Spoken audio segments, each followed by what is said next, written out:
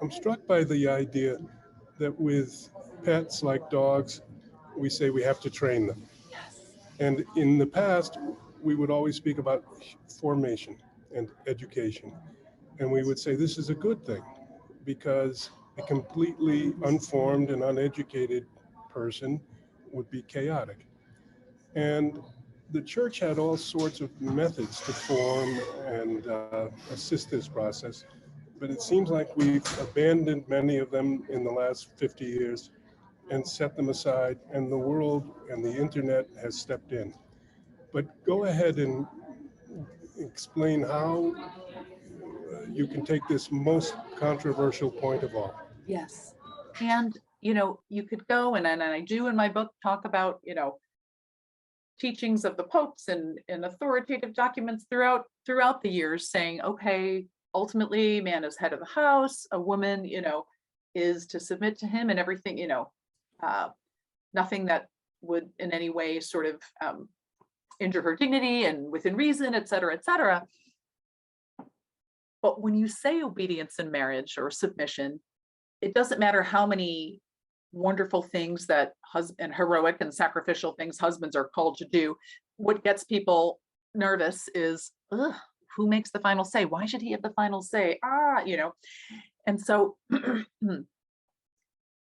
number one, okay, it's logical that there's going to be some sort of principle of unity. You reach an impasse. What are we going to do? The unity of the family is at stake. We have to make a decision. This job, this move, this school, whatever it is. So I think most people would acknowledge it's good to have sort of a principle there. Why the guy, right? And I think you can make a lot of nice and supportive arguments about a man's capacity to abstract from emotional considerations, focus on the problem itself. Sometimes women, because of our personal attentiveness and our emotions, which are a gift, but sometimes can, in our fallenness, kind of blow up on us. Sometimes you say, okay, in general, men can keep a clear head. They can sort of guide us through this. And I think there's some truth there. But I think what really, for me, helped me more wholeheartedly embrace it was thinking about that feminine gift I talked about earlier. A woman does not identify with what she does in the way that a man does, okay? Because we, even like I said, within ourselves, we identify more with our bodies than with what we do. And that can sometimes be a problem, but we can distinguish our love for our husband from what he does. Okay, when a husband fails, he's like, oh, I failed, I'm a failure. She's like, honey, I love you, honey. It's okay that you failed, right? It's harder for him to get over that. Right? Job losses can be really debilitating for guys because they connect with his identity. All right. Is a husband going to always make the best decision in a decision where you guys have talked it to death, you've looked at all the angles, and you got to make a decision, you just don't see it the same way? Is there some guarantee that he's going to be right? Absolutely not. Okay. But what I'm saying is this: if a man identifies with his actions, those actions include his decisions. Okay. So he's identifying in a very personal way with this course of action. Okay. So number one, if it goes sideways, he's going to take responsibility for it because it's him on the line. Mm-hmm. On the other hand, if it goes sideways, he might be crushed by that failure.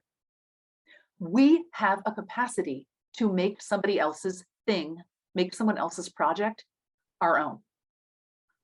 Even if we don't like it. I didn't really like football, but I made myself like football, and actually I sort of do like it now, right? I can get on board with my child's science paper that they're writing. I can get on board with something, as like I said, Edith Stein says, I can interest myself empathetically in something that really I might not care about that much or even like that much, but for the sake of the relationship. Because for us, relationships are everything. I can do this for the sake of the relationship. I can subordinate my preference in a way that's a little bit easier than a man. Because if a man is focusing on the thing itself and not the relationship, he's going to legitimately, if he sees that the course of action that the wife is proposing has some problems for him, it's harder for him to just step back and, well, yeah, let's keep the peace. He's focusing on the thing.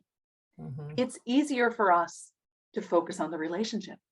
And if for the sake of the relationship, we're able to get on board, we are then united with him in this decision. And guess what? If it fails, he's not going to be crushed by that failure because he's not alone in the failure.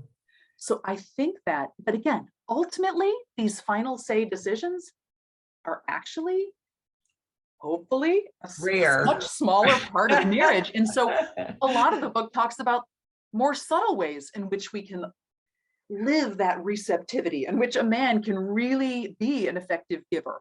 And so we see that actually every day we're doing it. Every day you're doing gift and receptivity. Every day you're doing headship and submission. Just sometimes, and hopefully it's the rare times, you're going to run into these situations. But even then, I think it holds to it, because you can't have unity without gift and receptivity. And it's agonizing. I mean, it can be agonizing, just as giving and giving and giving to your family every day. And I don't mean to say that women don't give to their families, but the greatest gift that a woman actually gives to her husband is not a million dishes, meals, even money if she's working. The greatest gift she can give to her husband, the thing that's going to make him feel most loved, is the way in which she receives his gifts, because that's the way that men are affirmed. So that really there's opportunities to live this dynamic, to live this unity every day. But I think even in the most extreme moments, those difficult moments, that it still holds. So sort of thinking of it in terms of giving and receiving, thinking of it in terms of the masculine gifts and the feminine gifts at their best, working together, this unity can actually be preserved. And that's what's going to hold together the family. And that's what's going to translate to the children being more secure in their identity and having that behavior modeled for them. And that's another thing when we talked about pre-Cana. Someone once made the point to me that priests have to spend a long time with their education and preparation for the priesthood, right? And so how come a married couple can get married in 6 months or whatever, right? And certainly it's true that plenty of people don't understand what they're getting into. But it was always the church's understanding that part of your marriage prep was growing up in a family. But of course we know that's because that beautiful image of the family is less and less modeled and lived right now. Yeah, there are people that haven't had that modeled, and an old student of mine runs a program called Witness to Love. It's a marriage prep ministry that brings mentor couples to work with these pre-Cana couples because they haven't necessarily witnessed it. They've witnessed dysfunction or lack of unity in their home. So that too is a part of the concrete witness that we were supposed to have. Not that everything was ever or always perfect, but that we're definitely lacking more than ever. Hi, thank you for watching, and be sure to subscribe to our channel by clicking on that red subscribe button and click that bell so you'll be notified when we upload new content. Check out all the links below for subscriptions to Inside the Vatican magazine and to the Moynihan letters, which is free to your inbox. You stay connected. It's content that you can get nowhere else. All that information is below. Thank you.